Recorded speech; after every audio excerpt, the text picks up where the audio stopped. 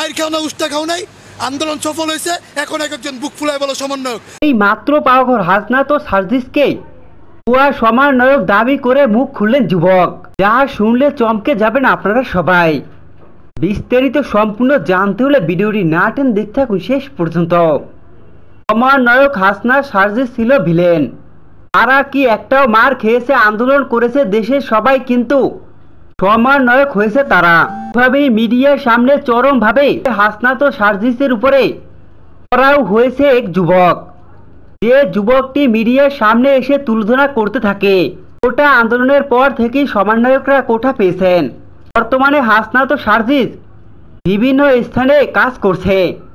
এতদিন সবাই তার পক্ষে থাকলে এবার বিদেশ প্রবাসী এক যুবক মিডিয়ার সামনে মুখ খুলে সব খোলসা করে বললেন। আর রীতিমতো আলোচনার ঝড় তুলেছে নেট দুনিয়ায়।